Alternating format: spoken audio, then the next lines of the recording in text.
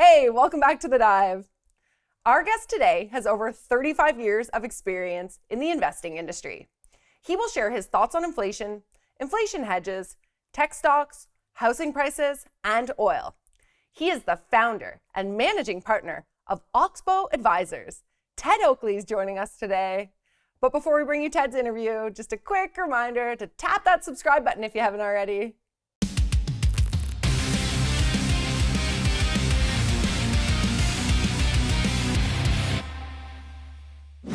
Hey Ted, welcome back to The Dive. Thank you, Cassandra. Glad to be here. Yeah, we're so glad to have you. Thanks for joining us again. Okay, so let's start off with inflation. Fed Chair Powell told the Senate on Tuesday last week that he no longer sees inflation as transitory, and that the central bank is open to speeding up the unwinding of this crisis-era monetary policy. Do you think the Fed's tapering will be sustained or short-lived? Well, Cassandra, I think what happens here, if you look at inflation, you break it down between goods and services, it's primarily goods. Services are about the same level they have been for the past year. And that has to do with supply chain. So that's a little, it's hard to take a look at that. But once that clears out, you'll have a really good look at what inflation is. I think the problem with Powell and the Fed is they waited too late to do anything. And wouldn't it be interesting now if they decide to start reducing the buys even more or even bigger, raise the rates a little bit, and then all of a sudden we come into a period where inflation is not as high as they thought and they have to come back the other way. So I think I never really trust them. If you want to know, I take whatever they say with a grain of salt, but because they typically are reacting and reacting too late. So I don't look for them to get aggressive in here.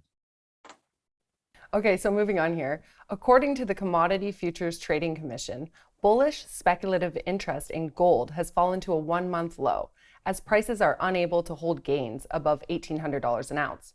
Do you think gold still makes sense as an inflation hedge? I really do, Cassandra, but I think you could have this happen. We've been on a holding pattern for almost 12 months from that 2000 to where we are today. What happens when you go through a period like that and you go for maybe 14 months or so and you're not getting any upside is typically there's a spot where a lot of investors will say, you know what, I'm gone. And when they do that, you'll get a quick downside tick and it'll go something, let's say it's 1780, 1790 today, wouldn't surprise us to see it break to 1650, 1660. But we don't think it'll last very long because it'll just be a trading move only. If you own gold already, though, in the miners, we think generally you should stay with that position. Mm-hmm. So when you're thinking about hedging for inflation, what kind of asset mix are you generally focused on then? You have to have everything, Cassandra. Really, you really have to have metals, you have to have fertilizer, you have to have timber, you have to have real estate. You really cover a spectrum of things. You have to have some energy, but it's you want a balance where you're not really all over in one particular area. And but if you balance that with some conservative on the other side, I think that will work out okay. Stocks do typically fairly well too during an inflationary period. The problem is that if you get into a really super inflationary period, then they don't do quite as well. So it depends on the level. Okay, well, thanks for your take on that. Let's shift to tech now. Elon Musk said that Neuralink, his brain interface technology company, hopes to start implanting microchips in human beings next year. How far out in terms of commercialization does a tech company need to be to pique your investment interest? Well, for us, Cassandra, we're looking for more of a business context with our tech companies that we own. And while I think it sounds good, much like 3 or 4 of the other things he's thrown out there, which were, the tunnel and space and all these other things, don't make any money. And so for us, we're looking for tech that can make some money the next 5 years.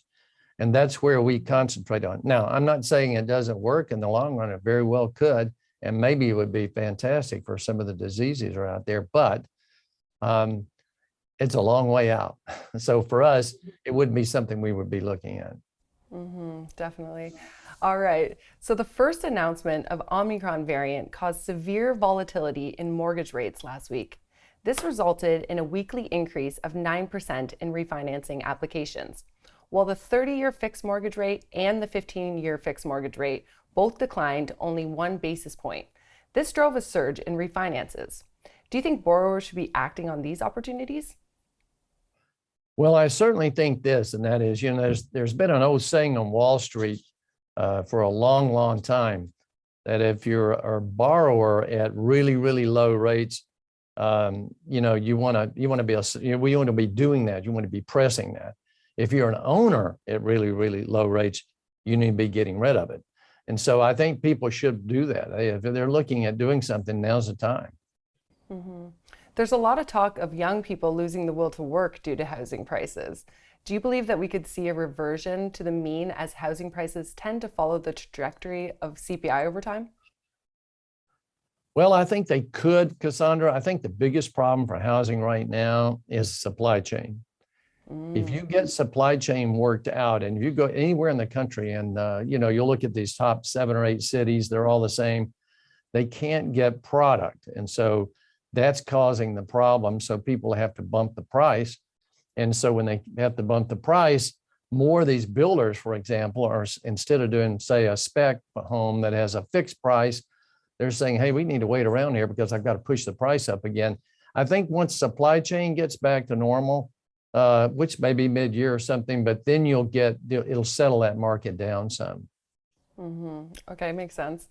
So oil prices climbed by nearly 5% on Monday in hopes the Omicron variant would have a less damaging economic impact. Some say that oil is oversold. What are your thoughts on this?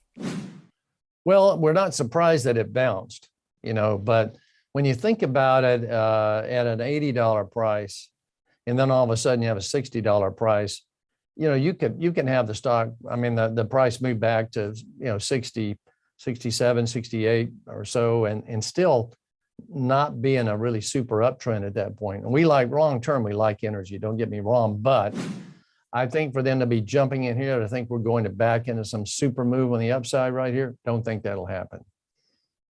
All right. Well, thank you so much for joining us again today, Ted, and sharing your thoughts with us. Okay, Cassandra, good to be with you. Thank you so much for tuning in today. We'll be back again tomorrow with more great content, so you might want to stay tuned by hitting that notification bell and tapping that subscribe button.